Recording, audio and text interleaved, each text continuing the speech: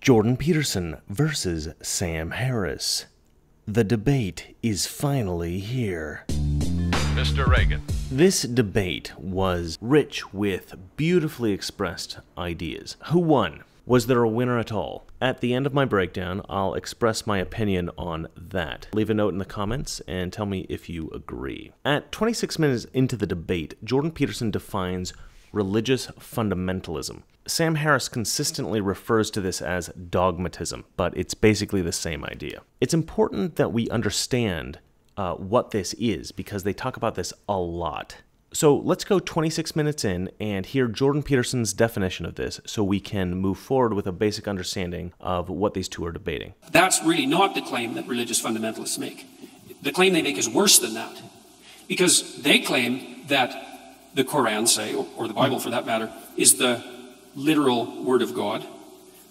But more than that, they claim that their understanding of that word is correct, which means they conflate two things. Like, because you could imagine a situation where you had a book, and I'm not saying this is the case, it's an imaginative exercise, where you had a book that had all the answers, that was extraordinarily complicated.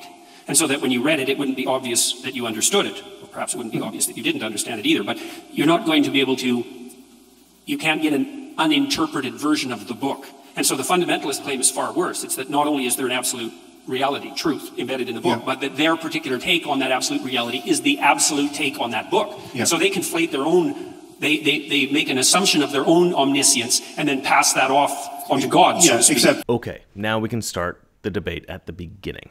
See, one of the things that Carl Rogers said, the psychologist, was that a good way to have a discussion with someone is to tell them what you think they think until they think that what you said reflects what they said. But like, this is a really useful thing to know if you're ever having a discussion with an intimate partner, for example, is that you have to put their argument back to them in terms they agree with. It's very difficult. So I'm going to try to do that. And so the first thing is, I think that partly what's driving you, if this is accurate, is that you want to ground a structure of ethics in something solid. And there's two things you want to avoid, two catastrophes, let's say. One is the catastrophe that you identified with religious fundamentalism, and the other is the catastrophe that's associated with moral relativism. Is that reasonable? Yeah, that's good. Okay, good. Okay, well, no, but it's... So the basic idea here is that fundamentalism is a fixed interpretation of a set of ethics. The problem with that is that human beings are imperfect, so our interpretations are also bound to be imperfect. So some humility is necessary, some flexibility is necessary for the improvement of religious interpretation. Relativism is the idea that there is no fixed morality, that everybody should just be able to decide what is good and bad for themselves. The problem with relativism is that if there's no real morality, no true morality that is fixed, then morality is purely arbitrary. And so there is no morality at all. Moral relativism is so obviously absurd, so axiomatically absurd, that you can see it's wrong without thinking about it too much.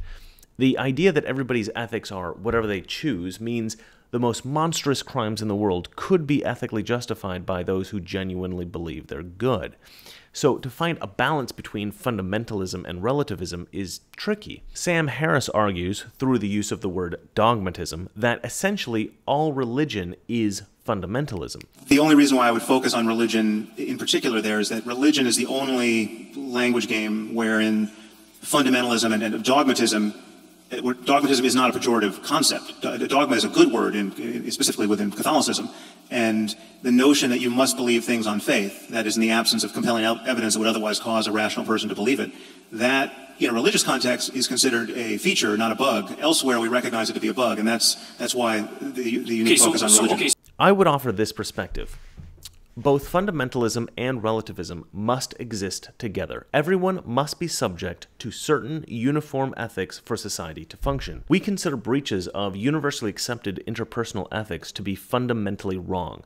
Malevolence that affects other people, hurting somebody else. And this is not merely a religious idea. This is established in law. Murder, rape, theft, assault, mutilation, all considered wrong. But our strict adherence to these ideas is a form of dogmatism. So Harris's criticism of dogmatism is, I think, lacking. There is clearly a value in adhering to certain values dogmatically. There is absolute truth and there are absolute ethics. However, humans are still imperfect beings. We are, none of us, capable of fully recognizing the absolute right and wrong thing to do in every circumstance, ever. Why? Because we rarely have access to all the information, and none of us are so well connected to the divine to fully and clearly know what is right in any circumstance. But despite these failings, we still must try. Positive intent paired with proper knowledge of ethics are keys to being a good person. And being a good person is the only way to be happy. And this is why we need religion. Because isn't this what religion is? Isn't religion a guide to understanding absolute truth, absolute morality? God wants us to be this way. We want to show our gratitude to God, and so we act in a way He wants for us to act. And this is our motivation. And so religion is good. Religion is necessary. Debate over, I win.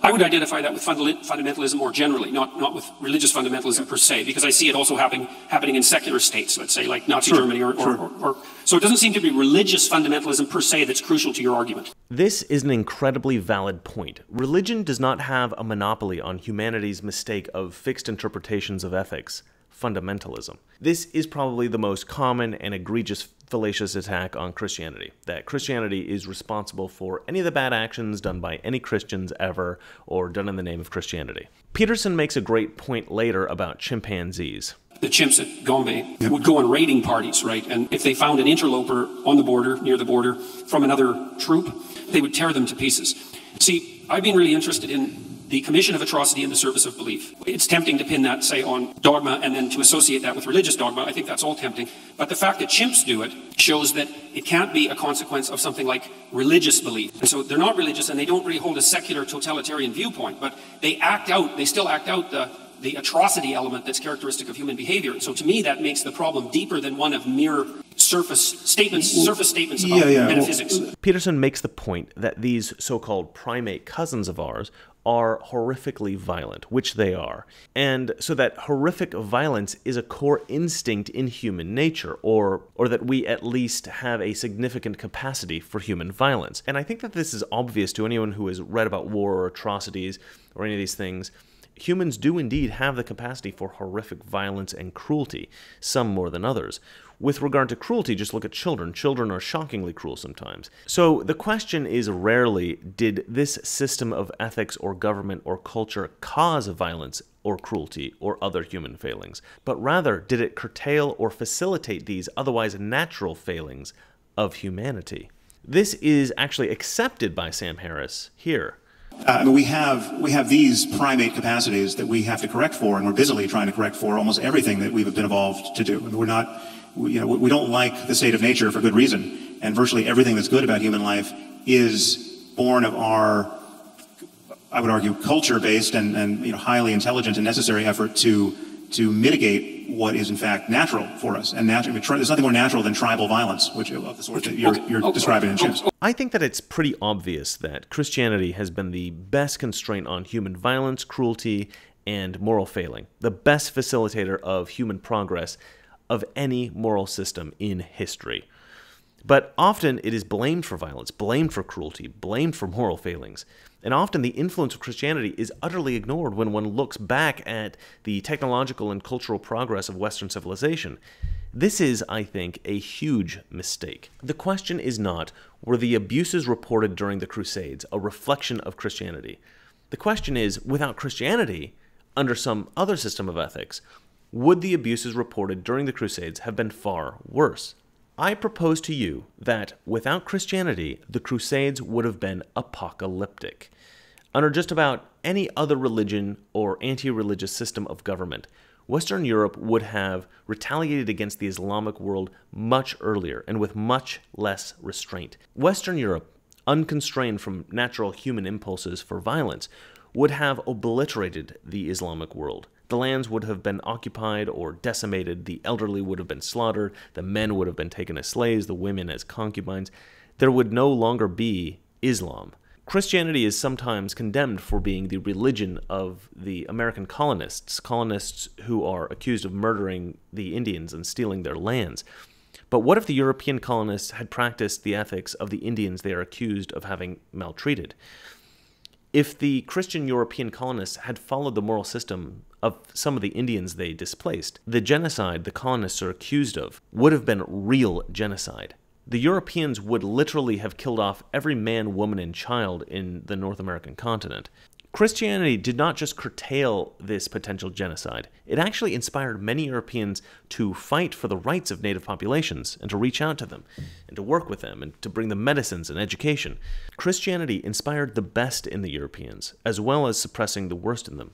So, does Christianity have a monopoly on dogmatism, on fundamentalism? No. Just as it has no monopoly on any other human misdirection. The world we live in today, in Europe, in the US, and in the various former and current European colonies around the world, was almost completely developed by European cultures, with absolute foundations in extremely strong versions of Christianity. This has never significantly restricted the progress of philosophy or technological advancement in our civilization. It has, without question, facilitated this advancement in a way utterly unmatched by any other culture in the world. Sam Harris consistently references the Christian community's opposition to U.S. government funding of stem cell research because stem cells were at one point collected from the bodies of aborted babies. But this is a terrible example. It is perfectly reasonable to oppose scientific research that might facilitate or promote horrific crimes against humanity, which is what many people believe abortion is, mass murder, genocide. And it's not just Christians who believe that. It's unclear whether or not the human fetus has intrinsic human value. To suppose that it doesn't, to act like pro-life Christians are unreasonable for taking the opposite position, is not just disrespectful, it's dangerously arrogant. The pro-life side of the abortion debate is a perfectly reasonable one. It would be like saying that the horrific Nazi experiments on the Jews during the Holocaust were merely scientific progress, and that any condemnation of that experimentation is merely the product of a dogmatic adherence to fundamentalist Christianity. No. It goes to our fundamental ethics as human beings. Is the torture and mutilation of the few, which result in the benefit of the many, justified? This is a human question, not just a Christian question. You can't say Christians are against scientific progress because they have a humane concern for the individual against torture, mutilation, and murder. In short, you can't place dogmatism or fundamentalism purely at the feet of religion. And Christianity isn't absolutely dogmatic or fundamentalist anyway, even among so-called fundamentalist Christians. Science and philosophy have flourished under Christianity, more so than any other moral system. And that includes anti-religious systems like the USSR. Christianity facilitates progress, it doesn't impede it. Christianity good, atheism bad. I win again. One has to acknowledge that there's something uniquely pernicious, at least potentially, about religious beliefs, because they have the otherworldly variable, the supernatural variable, the you're going to get everything you want after you die, so this life doesn't matter issue. That allows for a kind of misbehavior that is especially... Sam Harris is clearly talking about Islam here. I think Islam is actually a huge problem. I consider Islam to be a corrupted form of Christianity. I know that sounds intolerant or whatever, but this is not so much a judgment as an objective observation about the history of Islam. Islam accepts almost the entirety of the Christian Bible. Christ is considered an important prophet, I think second only to Muhammad, but this tends only to be true in theory and not really at all in practice. Muslims consider Muhammad to be the final word on everything and pretty much disregard Christ's teachings altogether. I think this is mostly true because Christianity is the primary religion on earth. It's got the most followers, it tends to be followed by the most powerful people in the world today and throughout history. Many Muslims, I think, see Christianity as a threat to what they believe is the truth. So because of this enemy status, the teachings of Christ, I think, in practice are ignored by Muslims. Nevertheless, Muhammad's religion of Islam was founded on Christianity. He took out the divinity of Christ and then injected a bunch of crazy stuff that influenced many, many, many generations of Muslims. This is the kind of misuse we expect to see with any powerful tool. Airplanes are an almost miraculous invention. They have revolutionized life on Earth. In 1945, 2 airplanes were used to drop atomic bombs on the cities of Hiroshima and Nagasaki, killing 185,000 people. A powerful tool can be used for powerful evil. Christianity is arguably the most powerful idea in the history of the world. It has unquestionably done the most good of any idea in history. And so I believe Islam, being a corruption of Christianity, is an unimaginably powerful misuse of the most powerful tool ever developed in the history of the world. But Sam Harris is making an unforgivable conflation here. He's using the failings of Islam to condemn Christianity. If we discovered that Christians were acting evil throughout their lives because they were convinced that this life didn't really matter, then he would be right. But that just isn't the case. Real life just doesn't play out that way. It never has. Throughout the history of Christian civilization, people have been better than they would otherwise have been because of Christianity. We know this because the world has advanced by every metric faster and further than in any time in recorded history since the proliferation of Christianity. In a world in which Christian ethics are dominant, Christianity wins again. Debate over. I mean, in some ways, you are recapitulating an argument I've made, and this is an argument that I would make against you were you to claim, as you have elsewhere, that atheism is responsible for the greatest atrocities of the 20th century. The idea that Stalinism and Nazism and fascism were expressions of atheism simply doesn't make any sense. I mean, in the case of fascism and Nazism, it doesn't make any sense because the fascists and the Nazis, by and large, were not even atheists. But even in the case of Stalin, what was so wrong with that situation were all of the ways in which it so resembled a religion. You had a personality cult, you had dogmatism that held sway to a point where apostasy and blasphemy were killing offenses. You know, the people who didn't toe the line were eradicated. The idea that the Soviet government was akin to religion is probably the most unconvincing, absurd, and desperate point in a debate I have ever heard made ever. How is he defining religion here? I mean, generally speaking, religion is the idea that there's a god or gods who created the universe and brought us into existence and are supernaturally superior to us humans. As a point of gratitude toward God, we act in a way that he approves of. This is a simple idea of religion. The Soviet Union explicitly forbade the practice of religion. It demanded total loyalty. And okay, in that sense, and only that sense, it was similar to religion. People tend to be loyal to their faith, and people tend to be loyal to their country. But people are loyal to lots of things, and it doesn't make all of those things religion. Sam Harris makes two accusations of similarity between the USSR and religion. The first accusation is that they are both personality cults. I mean, does he think that Christians today are Christians because of the charisma of Jesus Christ? I don't know if he's aware of this, but Jesus Christ isn't around today. I've never heard him speak. I'm not motivated to be a Christian because of how charming and funny and brilliant he is.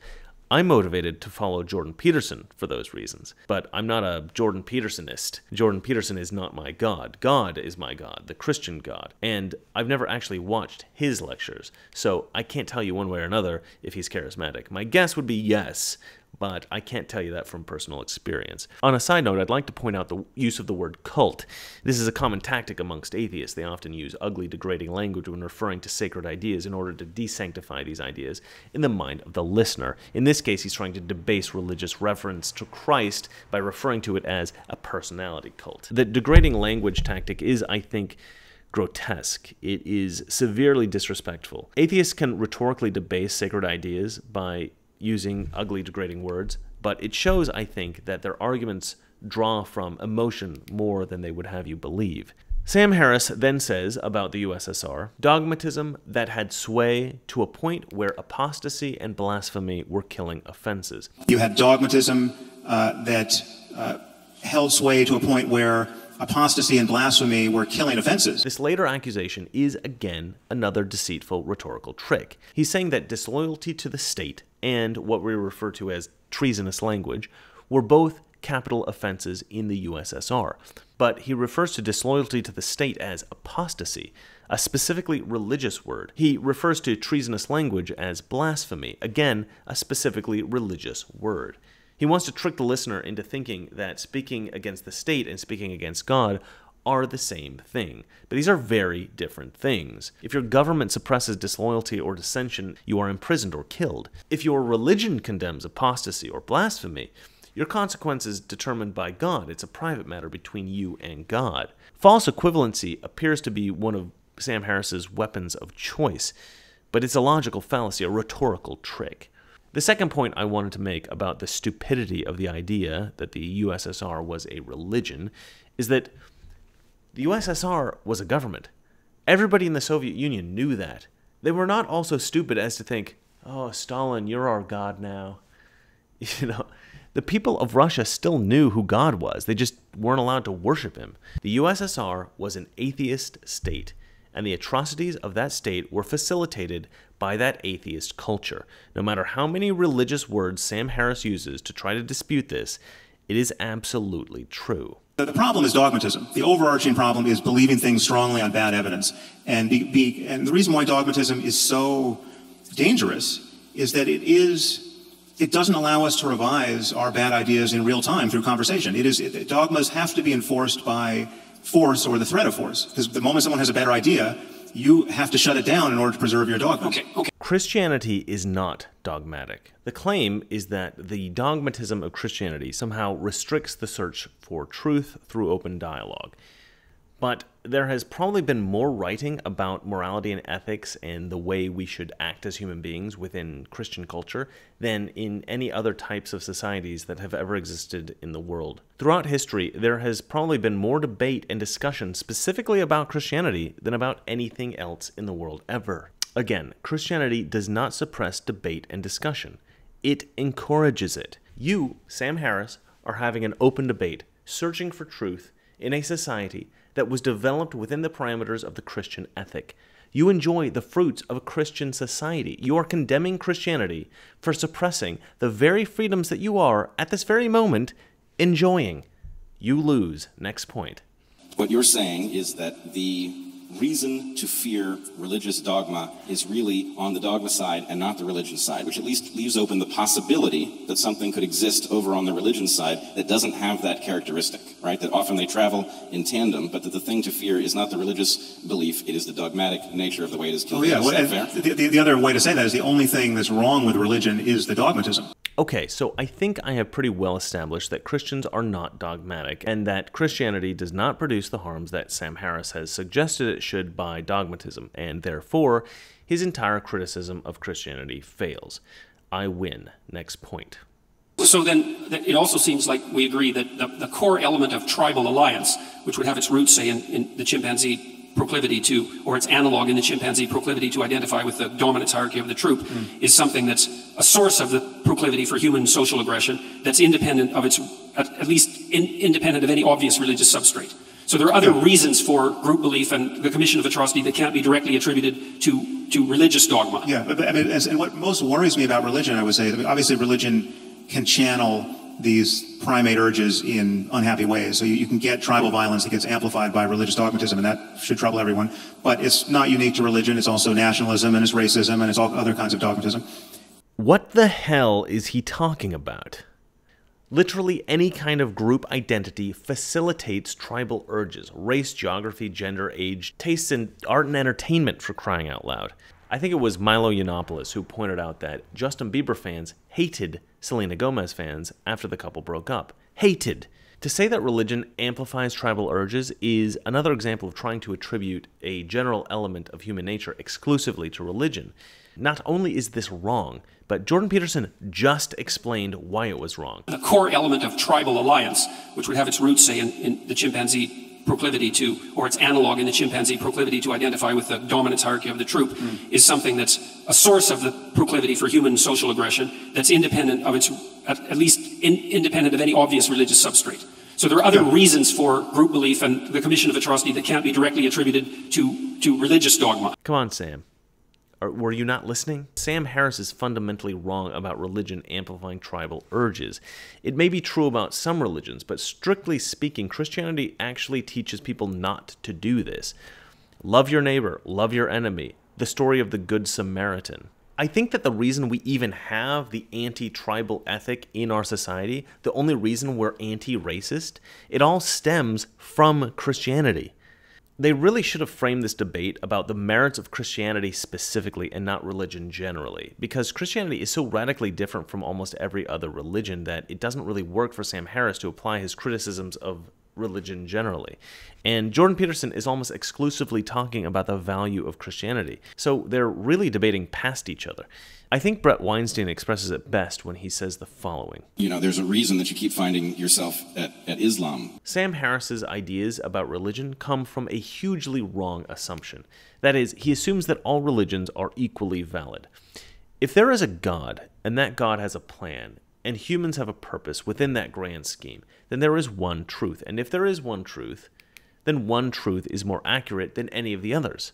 So, if there is a God, one of the religions is right, or at least more right than all the rest. So, if Sam is trying to discredit all religion, he should never argue against the religion that he thinks is the most wrong. He should be arguing against the religion that he considers to be the most right. But Sam's intent appears to be to devalue religion in the mind of the debate listener instead of exploring truth. Sam Harris is being very tricky with all of his arguments. He's expressing criticisms of Islam and then saying, that's why Christianity is bad.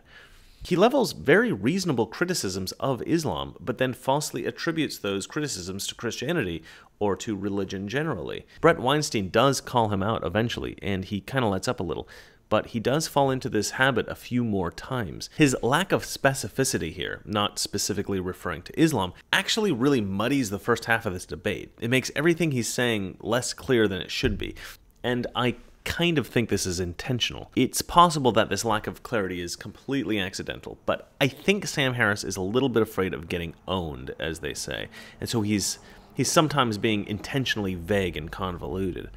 Slavery is condoned in the Bible, in both Testaments, and in the Quran. There's no getting away from that. Now, you can say, well, it's not the central thrust of any of these books, but if you go to the books and try to figure out what the creator of the universe wants with respect to the owning and needless immiseration of other people, right? He expects you to keep slaves, and he's told you how to do it. The Bible does not condone slavery. Much of what the Bible says in both the Old Testament and the New Testament can be classified into three groups: philosophy, history, governance.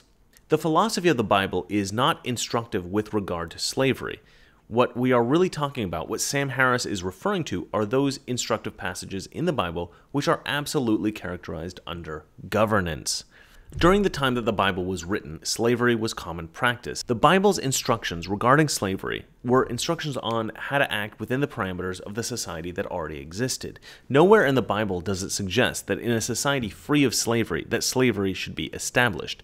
Nowhere in the Bible does it suggest that slavery is good and should always exist. Sam Harris is here condemning the Bible essentially for not stating outright that slavery should be banned everywhere on earth immediately and forever. He's applying a modern luxury, universal freedom, to a culture that existed 2,000 years ago. He's saying that the fair and just and safe standards that we enjoy today in America should have been advocated in the Christian Bible, despite the fact that these luxuries took thousands of years to develop. The Bible does not condone slavery. So Sam, you said the problem here is that the dogma can't be updated, right? That slavery is with us permanently because it's written into the dogma. But clearly, most of the traditions in which it's written into the Holy Book don't practice slavery, and the people who adhere to these belief systems wouldn't defend slavery. So clearly, there is the capacity for an update mechanism. Well, no, but not really. I mean, they've been forced. They've had it beaten out of them, right? I mean, we fought a civil war in the U.S. to get rid of slavery.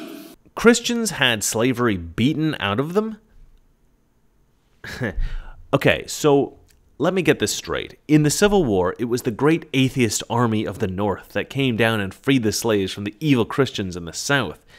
It's funny, I don't remember that from my history books. Not that I put a lot of stock in high school history books, but I really don't think that's how it happened. Look, I don't think there's any question that the abolitionists were strong adherents to Christianity. They were, you might say, fundamentalists.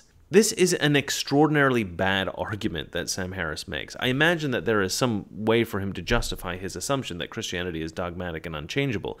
But this example, the example of slavery, is a horrible one. Christians universally oppose slavery. But it was Christians who abolished slavery in England, though. What was that? It was Christians who were at the forefront of the movement to abolish slavery in England. There are Christians on either side of everything. I mean, there's no one else to do the job. Right, but that's the update mechanism. But it was specifically Christians who were using their Christian belief as a justification for eradicating slavery. When Jordan Peterson makes the point that it was Christians who ended slavery in the world, Sam Harris dismisses this by saying, well, everybody at that time was a Christian, so that doesn't count. And then he gets this big applause from the crowd, I presume the people that came to see him specifically.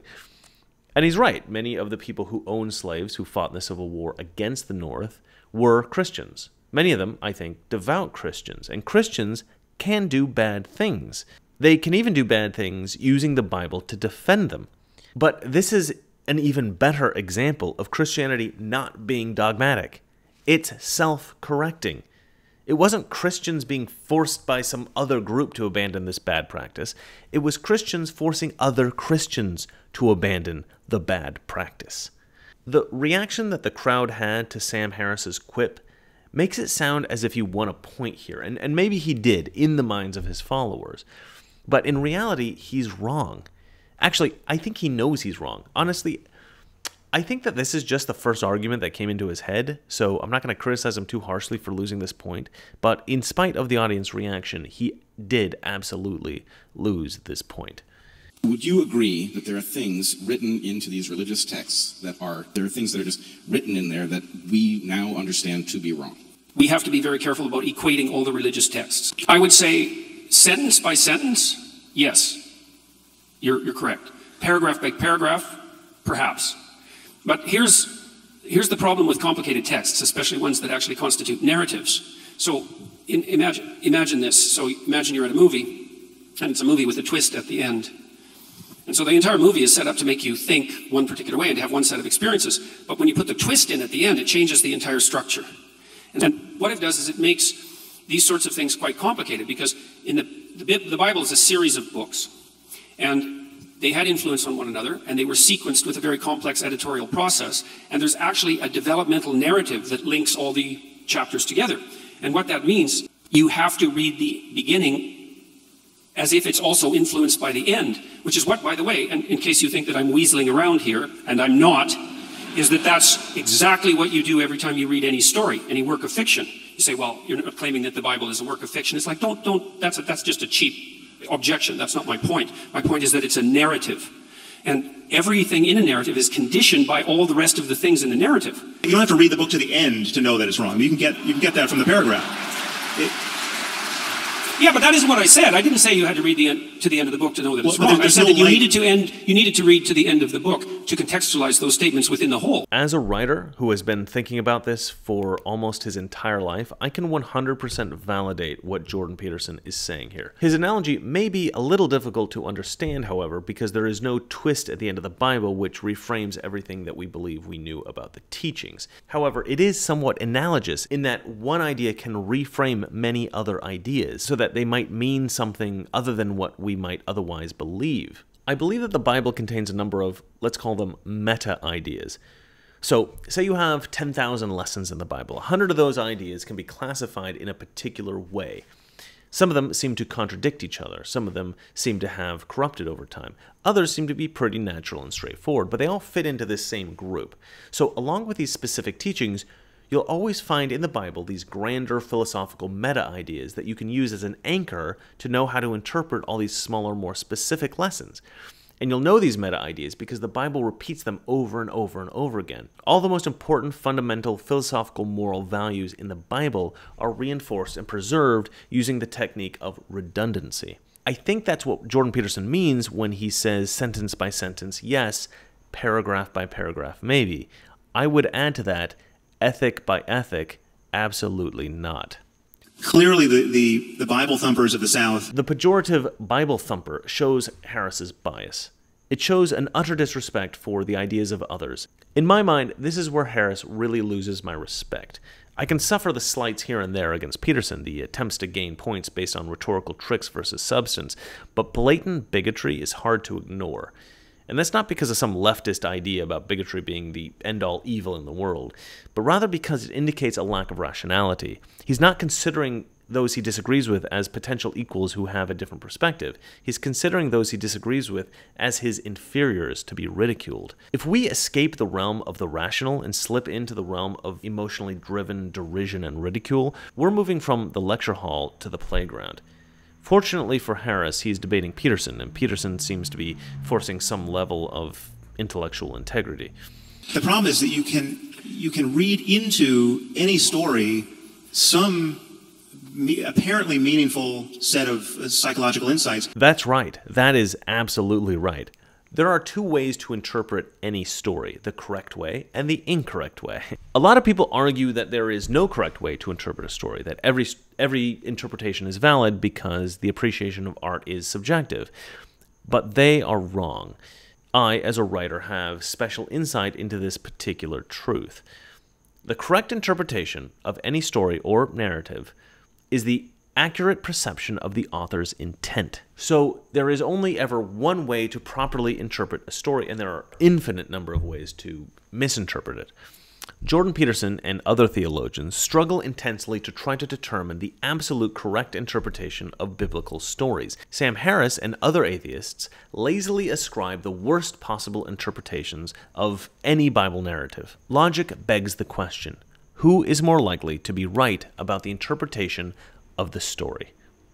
Is it he who intensely struggles to determine the accurate interpretation, or he who merely accepts the darkest, most nefarious, ugliest possible interpretation every single time? It's almost certainly true that Jordan Peterson's interpretation of biblical texts are going to be superior, more accurate than those of Sam Harris. There are certain things you can't over-interpret to your heart's content and come out any way you choose. Basically, what Sam Harris is saying here is that my interpretations of the Bible are correct. If you disagree with me, you're just attempting to distort the text in order to come out with some conclusion that makes the Bible look good. In short, he's saying, I'm right, you're wrong. You know in your heart that my interpretation of this is correct. You just read the words. Yeah. Great argument, Sam. So there might be mathematical intuitions, a prioris, let's say. Kant identified time and space as a priori intuitions. Right. But I think there's a third category of a priori intuitions that are, in fact, stories. So I'm going to do a quick rereading of the moral landscape. You talk about G.E. Moore's argument of infinite regress. If you claim that something's good and you equate it with something, you can also ask infinitely why the thing you're equating it with is good. Now, it seems to me that the way that you step out of that argument, you tell two stories. You tell a story about someone who has an absolutely terrible life. They're in a jungle where nature is trying to kill them all the time. And while they're trying to be killed by nature, while nature is trying to kill them all the time, horrible barbaric thugs are making their life miserable in every possible way. Okay, so that's one pole, let's say. And then another pole, you contrast a good life. And, that's a life where the person has enough to eat and enough shelter, and they have the things that you would expect people to want. You say, this is a bad life, and you say, this is a good life. And then you make a side move, which I would say is that that's an objectively verifiable fact. I would say, I don't think it is an objectively verifiable fact. I think it's a fundamental moral claim. And I think that's where you put your stake in the ground. And I would say, when I read that, I thought, well, if you take your jungle story, which you've extracted from a bunch of horrors and compiled, and you take your positive story, which you've extracted from a bunch of horrors, or a bunch of quasi-utopias, let's say, and compiled, you're 2/3 of the way to a landscape of hell and heaven.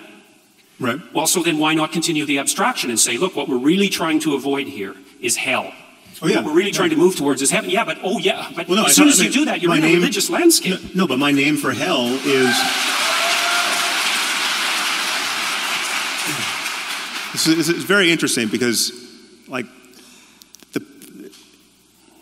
you and I were talking about this at dinner. This is the moment Sam Harris begins losing. I honestly wish Sam Harris was genuinely seeking truth here in this debate and not simply trying to win points. I think it would be better for him and everybody watching. But, he wants to win, so his default setting is contradict. And, I don't know, it's not working. Sam never really recovers from this. So you act as though God exists, yep. And in addition, I've heard you say that I act as though God exists, that I can't really be an atheist. So far it seems that. Yeah. We'll see. The night is young. Yeah. So in that sense, I'm not really an atheist. If I were really an atheist, I would be far more poorly behaved than in fact I am. Right? I would be like Raskolnikov committing murders and assuming there was nothing wrong with it. It would be more likely, yes. Yeah. The temptations laid open to Raskolnikov would be more at hand. What is the God-shaped thing I must have in my life to prevent me from being a, quote, real atheist? Like, what do you mean by God? Okay, well, I'm going to tell you some of the things that I mean by God. Okay. We do have to get to questions. Maybe we're going to do this tomorrow. Yeah, maybe this is where we start. Oh, God. This is actually pretty funny. This is the moment that Jordan Peterson has referred to several times in subsequent interviews when discussing this debate. Sam Harris has asked Jordan Peterson an incredibly profound question: what is God? Brett Weinstein is telling them that they're out of time, that Jordan Peterson does not have time to answer the question. They'll have to save it for tomorrow. And the crowd goes mental.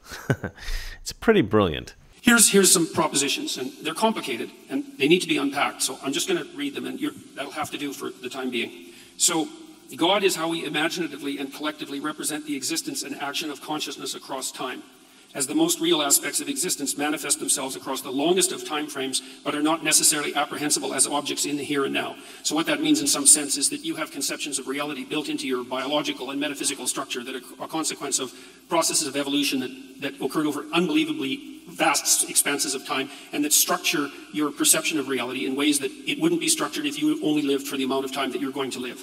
And that's also part of the problem of deriving values from facts, because you're evanescent and you can't derive the right values from the facts that portray themselves to you in your lifespan, which is why you have a biological structure that's like 3.5 billion years old.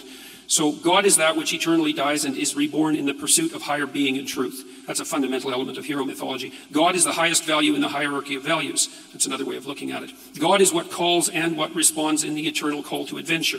God is the voice of conscience. God is the source of judgment and mercy and guilt.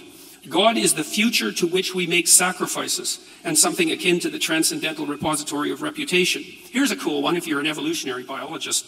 God is that which selects among men in the eternal hierarchy of men. So, men arrange themselves into hierarchies, and then men rise in the hierarchy. And there's principles that are important that determine the probability of their rise, and those principles aren't tyrannical power. They're something like the ability to articulate truth, and the ability to be competent, and the ability to make appropriate moral judgments. And if you can do that in a given situation, then all the other men will vote you up the hierarchy, so to speak, and that will radically increase your reproductive fitness. And the operation of that process across long expanses of time looks to me like it's codified in something like the notion of God the Father. It's also the same thing that makes men attractive to women, because women peel off the top of the male hierarchy, and the question is what should be at the top of the hierarchy, and the answer right now is tyranny as part of the patriarchy, but the real answer is something more like the ability to use truthful speech in the service of, let's say, well-being. And so that's something that operates across tremendous expanses of time, and it plays a role in the selection for survival itself, which makes it a fundamental reality. I'll stop with that for now. What to call that thing God is fine. That's a God I have no problem with, right? But that's not how most people most of the time are using the word, and there's something misleading about that, and that worries me. Yeah, well, if the claim that you're making is that we're all deeply confused about the nature of divinity and ultimate reality, it's like, yes, clearly. Sam Harris just figured out that he can't win. Right now he's thinking, but you're not defending the God I want you to defend. He just realized that he's not doing the debate that he prepared for. Peterson is not going to permit him to dismantle the straw man God that he's built up in his mind over all these years. Most atheists present in debates a ludicrous caricature of God that sounds ridiculous and can easily be ridiculed. They always win lots of points with the audience this way, and it makes them sound superior. But Jordan Peterson's God definition is extremely sophisticated. Harris has spent a lifetime dismantling the idea of the man in the sky, the fairy tale version of God, a human-esque figure that grants wishes. He did not expect Peterson to provide a serious definition. I actually think it would have been better had Peterson said that God might be real, as opposed to this manifestation of incomprehensible phenomena that we perceive but we don't fully understand and can't quite grasp. It's a good definition, it's Peterson's definition, but it's not the definition Harris wants to fight. If Harris hadn't been so dumbstruck by this definition, he might have had the sense to ask Peterson the crucial question, the question he was really getting at. Does Peterson believe in God as a conscious being? I'm actually shocked that this wasn't Sam's follow-up. Perhaps we'll get there in the next debate. For the record, I believe in God as a conscious being. I was not hearing in that list of attributes a personal God who can possibly hear anyone's prayers, much less answer them. Okay, so you might like this, maybe not, but, well, it's possible. Okay, so imagine that perhaps you've decided that, you've decided that you've seriously done something wrong, okay, and that you want to get away from hell, you want to make things better. Okay, so here's an exercise you can try. So what you do is you sit on the edge of your bed and you say, okay, what I did was wrong. And you have to really believe this, right? So you've thought about it, it's killing you. It's killing you. So now you're penitent, and you're confessing, let's say. And you're confessing to yourself as much as to anyone. And you say, I really want to know what I did wrong, and I really want to know what I could do to put it right. And I'm willing to accept any answer that will manifest itself to me. You try that. See what happens. Well, that's a prayer that will be answered, and it won't be answered in the way that you want it to be answered. I can bloody well tell you that. Okay, but that... I have actually done this. In fact, I suspect almost every Christian has done this. You know, I once considered the question of Jesus Christ. I thought about the purpose of Jesus Christ. Why was it necessary for God to manifest a human representation of himself on earth in order to shift the world to a direction better in keeping with his desires? Why did Christ have to be persecuted and die for this to happen? Why did there need to be a savior of all men? The answer to these questions that I discovered was that it is necessary to recognize our failures in order to self-correct for them. The precise thing that Sam Harris has been criticizing religion for impeding. A fundamental stipulation in Christianity is that Christians must, when asking for forgiveness, recognize their sin, acknowledge the sin was wrong, genuinely repent, and genuinely intend to do better in the future. Christianity has, built into it, a self-correction mechanism. Whether or not there is an additional element of divine intervention, this mechanism alone is amazing. It is very difficult to inspire people to engage in self-reflection. It's even more difficult to inspire people to engage in self-reflection specifically about their failings. A demonstration of love, the sacrifice of God's Son for the redemption of all of humanity, is so powerful that it has actually inspired millions upon millions of people, countless generations, all the way back to the days of Christ, for 2,000 years to engage in this kind of self-reflection and self-betterment. Conclusion. Sam Harris concludes the debate with an assertion that it is unnecessary to evoke biblical stories in order to discourage aberrant behavior and encourage virtuous behavior. Jordan Peterson strikes back with a fact drawn from his experience as a clinical psychologist that rational arguments for behavioral intervention are extremely ineffective. The rest of the debate winds down unremarkably. There are no satisfying points of agreement. There is no moment when either party owns the other party. Brett Weinstein does not provide any satisfyingly comprehensive and concise summary of the debate. The two juggernauts just continue to debate minor points until time runs out, and then they decide that they've got to save their energy for debate number 2. I believe that I can summarize the debate, however. Sam Harris, although intensely intellectual, seems to derive much of his analysis of religion on the same kinds of biases that I've seen to be typical of every high-profile atheist. Sam Harris is more convincing than most other famous atheists because he is very clever about disguising his biases as reasoned analysis. And to be fair, there is a lot of reasoned analysis behind his ideas, but all that reasoned analysis emerges from the biases. It does not inform the biases. A good idea is best presented clearly and simply.